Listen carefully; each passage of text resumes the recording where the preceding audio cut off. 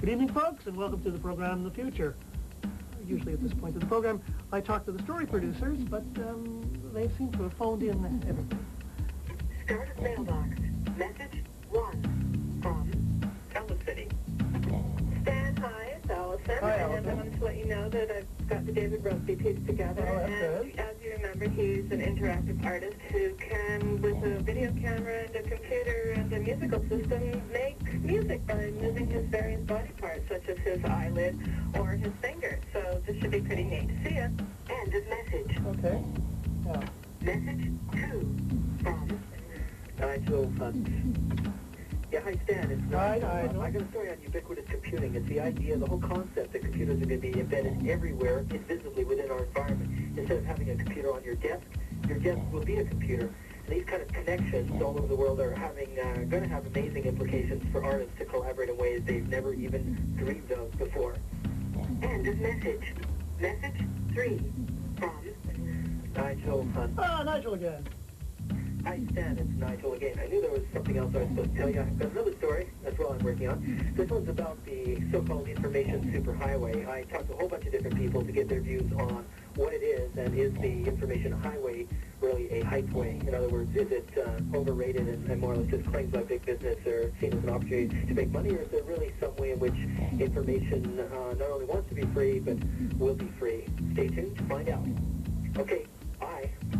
Goodbye. But not for you. Stand by for the future.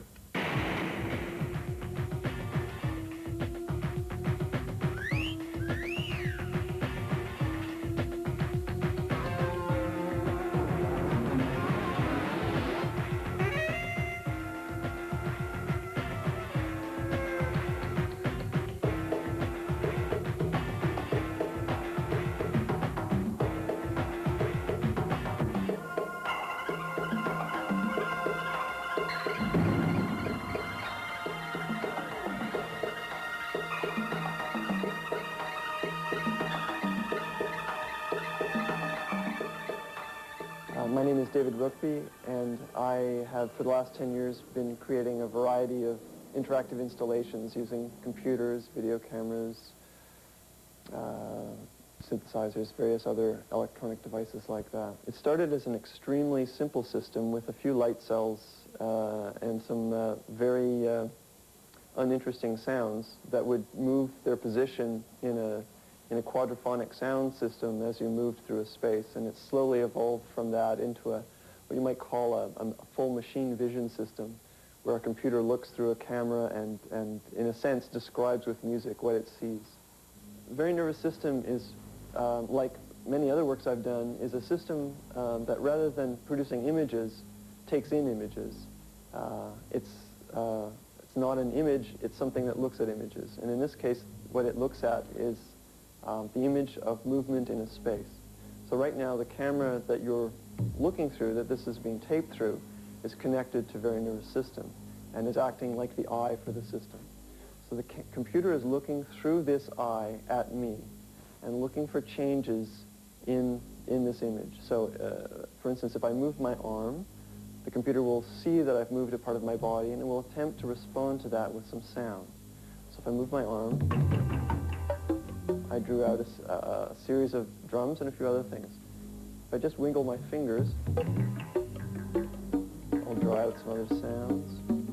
It tends to like quick movement. That will generate a lot more activity than just tiny things like finger movements. In fact, you can think of the sounds that are produced by Very Nervous System as being like that of an orchestra in a sense. Each sound, each instrument in Very Nervous System has a different character, has a different way of responding to the movements that the computer sees through the camera. And so, for instance, the flute that you hear at the end of each sound there responds after the end of a movement to how much movement I put in, whereas the kind of the Middle Eastern reed sound, which is there in the front there, is a sound that responds in the middle of a movement. So you can play, for instance, with the two instruments back and forth between the two. And by working that way, you can, in a sense, become sort of a cross between a performer and a composer. When I was back in art school in 81, 82, I was doing a lot of large drawings. I was doing these drawings to music. These were about 10 feet by 4 feet. And so I'd put on a piece of music, and I would get my chalk pastels out, and I would do these large images using the structure of musical notation. And somewhere in the course of doing these, they were really exciting to do, very free, very loose. I suddenly realized that I didn't want to show the paintings or the drawings, but I wanted to show the experience of doing the drawings. And that forced me to sit and think about how I was going to do that.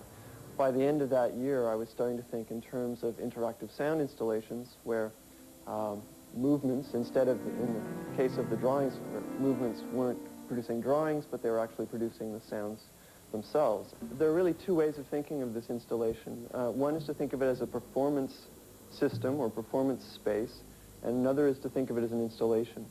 I personally prefer to think of it as an installation where performances can spontaneously happen. So for that reason, I usually install it in museums or galleries without much explanation so that people can come and encounter this space that makes sound and music without any understanding. And they have to sort of explore it as though they'd landed on another planet where the weather makes sound or something like that. In a sense, it's a different kind of reality that you've entered into when you walk into the space. And I like the audience to have that experience. Many people ask me if I've done performances with dancers or musicians, and of course that's an obvious application, but for me it's not as interesting to have a performer interact with the system and have an audience watch. It's much more interesting to have the audience performing and watching themselves in the process. Although, in a sense, as an artist, you end up producing useless things, and there are those, in fact, who will discount anything as being art unless it's useless. Very nervous system has sort of accidentally found its practical uses. The most interesting and most gladdening one, in a sense, is its applications in the area of rehabilitation for the disabled. The first example of a collaboration with the disabled is an example of my work with a group called Supercussion, a group of quadriplegic percussionists in Vancouver. In the usual situation with very nervous system, the camera is panned out so that the whole body is seen. But with Supercussion, we zoomed the cameras in on the parts of the body that could be moved by the members of the group. Frank could move his head a little bit, and Darlene could move her fingers very, very slightly. But by zooming in, we amplified the power of those parts of the body into what was eventually generating really fairly aggressive funk music, and put them on stage with a jazz band, and they traded licks. And it was a really satisfying experience, because it wasn't just like a few people in wheelchairs on one side playing around and these serious musicians on the other side. There was actually a satisfying sense of musical play and things between the two groups. So it was a very happy thing. Recently, I've done another thing with the disabled. I've been working on an adaptation of Very Nervous System, where instead of observing body movements, it observes the movements of the eyelids of a paralyzed woman. In her case, there are no parts of the body that she can actually move except her eyelids with any predictability. And so she's stuck without any way to communicate. But by monitoring her eyelash movements, and constructing a sort of code for her, she is able now to write and to speak using a computer and the system. I've been working on the installation Very Nervous System since about 1981, 82, so it's been 13 years. I like to think that it's in its adolescence now. As for what it's going to be when it grows up, I guess I have as much control over that as most parents have over their children. I hope it runs away from home, actually, because it's taking, after 13 years of working on one piece, although I love it still, shall we say, just replying to questions about it and doing new shows for people who want shows with it takes a lot of my time. And I would wouldn't mind if it sort of took it in its own head to flee the nest and leave me to do new work.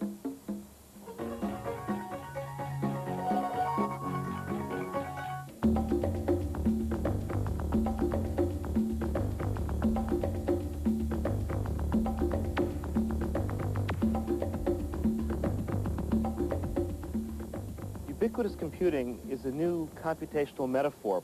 We want to embed invisibly throughout our environment computers and sensing devices of computers, so that in the everyday objects of our world, we have computational power, plus we have sensory input and output devices. This is very different than the current metaphor that most people work with computers, where you go to your desk and there's this big clunky box that you stare at the screen and try to manipulate either a mediated world or a generated world with only a few keys and a mouse. We know from experience that this box is both bad for your eyes and bad for your back and bad for your marriage.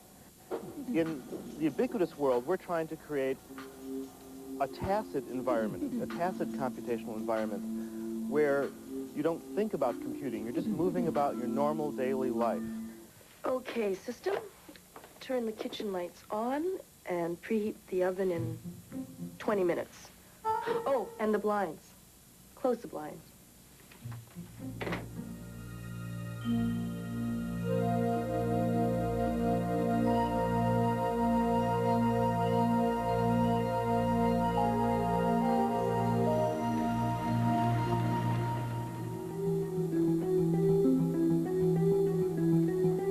Hi, you're here to see Gary Byrne? I'll call him up.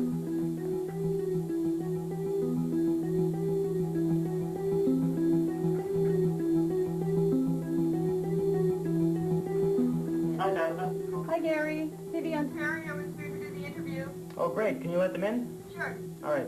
See you later. Video is more and more prevalent in the workplace. Everywhere you look, you see video. There's video on the desktop. There's multimedia. There's video in the conference room, video in the boardroom, video this and video that. What we're interested in here at the University of Toronto is how to bring all of this video together in some kind of coherent way. We're interested in ubiquitous video. How do we use the video everywhere that it is, but make it coherent, make it part of our social life, and integrate it into the way that we work. When we're using video here in the telepresence project, we try to reproduce or mimic the social things that we do when we work with people on a day-to-day basis. For example, when you walk by somebody's office, you may glance into their office to see if they're on the phone, if they have a visitor, and at that time you'll decide whether or not you're going to disturb them. We have electronic ways to glance into offices with permission, to see if it's an appropriate time to come in and visit somebody. If it is, we can then electronically knock on the door and ask to be invited in, and then we can carry on with a face-to-face meeting electronically from office to office. One of the things that we're doing with video is trying to develop the concept of a video surrogate, or the idea that a video camera and monitor function in the place of a person, in the place of a human being. And we try to hide the technology wherever possible and use video cameras and monitors in the place of people and in addition to people. At Xerox PARC, we're looking at the future of the office and how that will exist in a ubiquitous computing environment. One thing we're trying to do right away, mostly because it's easier and something we can deal with, is to replace all the display surfaces with ubiquitous computing type of devices. So for instance, instead of having post-it notes, those wonderful, very useful little yellow pieces of paper, we're replacing them with tabs, which are very small, pen-based computers, which you scatter about your desktop. And you put them where you want them and do with them as you need. So you might be putting them over here or putting them over here, letting you know visually pieces of information. Another thing we're replacing is pieces of paper, and here we're using pads. These pads are also placed about the office, and you can write on them, trade notes, bring them to other offices. And lastly, we're replacing whiteboards and blackboards with large computer surfaces, again, pen-based, that allow you to write on them, allow you to call up information, allow you to transfer information from the live board to the pads to the tabs. We imagine that the office in the future might have 200 or 300 small computers in it, maybe 10 or 15 pads, and 2 or 3 live whiteboards or live boards, as we call them.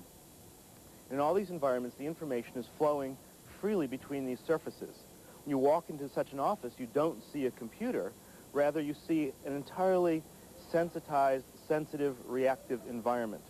We have some real concerns about the way that some of these video technologies are presently being deployed in the workplace, and that's the reason for our work, is to investigate how to do this more appropriately. Some of the fears that people have expressed are the big brother kinds of issues.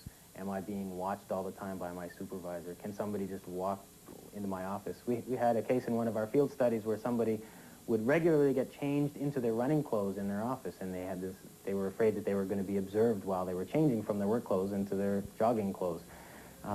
We've addressed most of these issues by developing hooks, ways for people to come into your office that mimic the way that people come into your office in the real world. They knock on your door first. If you don't want people to see into your office because you're changing, you close your door. And with our system, when you close your door, your electronic door also closes, so people can no longer look in. They have to knock on your door first. Ubiquitous computing will undoubtedly have a huge effect on the arts, and I mean all the arts, the visual and the auditory arts, and the social arts. And there's a couple of reasons. The first is that any artist uses the mud from their own riverbank to make art. So if you live by a river that just has clay, you make pots. And if you live in a forest that has trees, you make bamboo flutes.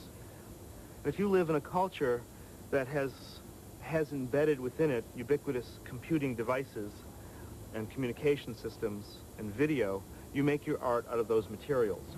And so just naturally we expect to see art made out of the ubiquitous computing environment. But I think it'll even have a more profound effect, because ubiquitous computing allows certain kinds of art to exist which never could happen before. A good example is shared drawing. Because you now have many drawing surfaces all throughout the environment, and these are all connected and can communicate with each other, we have for the first time in the visual domain something which we've always had in the auditory domain. Jazz musicians, for instance, play together simultaneously in an auditory space. They're playing and listening to each other's music simultaneously and creating kind of a riffing in real time. For the visual artist, that's never been possible. You could work on one canvas and then somebody else will work on another canvas referencing your canvas. But suddenly, in the ubiquitous computing environment, two artists, even artists who don't know each other, artists who are not even in the same space or room, be working on the same image. So I'll be drawing over here, and that image will be reappearing somewhere else, and somebody can be working over there, and I'll be seeing it. And we begin to develop a real-time visual language similar to music. We don't think that UB Video and UB Comp are going to replace the need for face-to-face communication. We think that what they'll really do is enhance the communication between people between times when they normally would meet face-to-face. It may cut down on some of the need to meet face-to-face because they have a richer communication between the times that they see each other. But by no means do we think we'll ever replace the need to be physically present with somebody.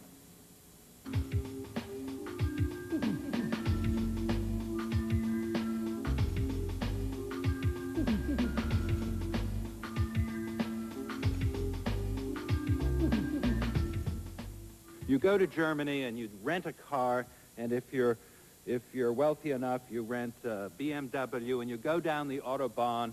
You may not be used to kilometers. You're driving along, and you realize all of a sudden you're driving at 140 or 160 kilometers an hour, and you kind of compute this in your head, and you realize that's actually 100 miles per hour, and then you go to 165 kilometers an hour, and then as you're doing this, a Mercedes-Benz passes you at what must be an unbelievable speed. And I'm sure you've all had this effect, and that's what's happening on the information highway. Every time we have an idea, something else happens much faster. The idea of how you reach out to get information and how it's brought to you will change very, very dramatically in this digital world.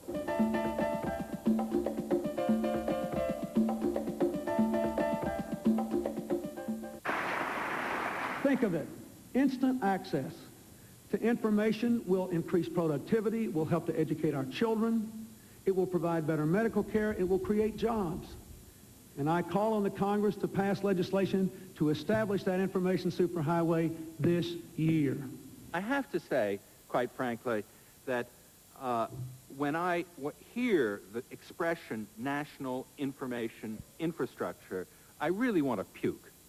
And the reason is the word national is just wrong, okay? The only reason the internet makes sense is it's global, it's international. But even more agonizing is the word highway, because the word highway connotes sort of wider is better. You know, and if we make the pipe wider, we'll get more traffic, and the highway analogy, for me, is not a comfortable one. The term information highway simply refers to a high-speed network which is capable of carrying voice, text, data, graphics, and video services into the office and into the home. In fact, it's already in place, and many New Brunswickers have used it in its simplest form. Every time they insert an automatic banking card, communicate by fax, electronic mail or voicemail, or do their banking over the telephone.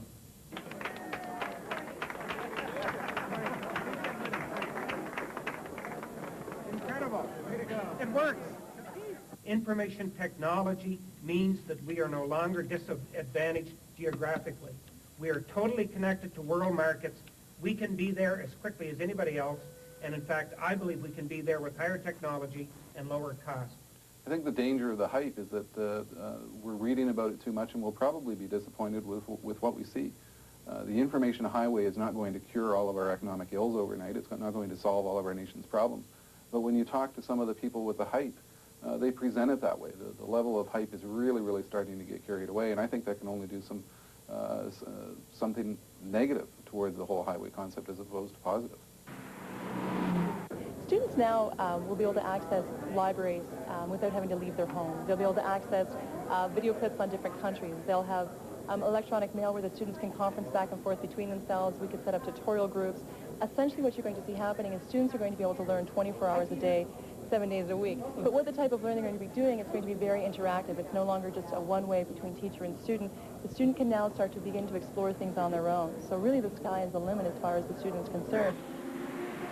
My suspicions about the electronic highway is that it's not going to be a highway, that it's going to be a little narrow tube way, which only people who have paid the entry fee can get onto it. I think the great thing about the information highway is that we'll have information democratized and accessible to everybody. One of my favorite statistics in this area is that 98% of American homes have televisions, while only 93% have telephones. With smart televisions being able to access data on the information highway, it will reach virtually every American. It's hilarious. I think that one person said that the information highway happens to be whatever particular vendor you're talking to. Everybody has their own vision of what the highway is, and it usually involves a specific product that they're selling. All of the data you're about to see is coming live, courtesy of the Oracle software and this massively parallel computer. The Oracle real-time video server delivers 30 frame per second, NTSC, PAL, and even HDTV video, and high-quality stereophonic audio sound. Bring up my video controls, press play, and begin to turn up the volume just a little bit. That's not QuickTime, ladies and gentlemen. That's the real thing. 30 frames per second. Let's bring it up to full screen. 30 frames per second.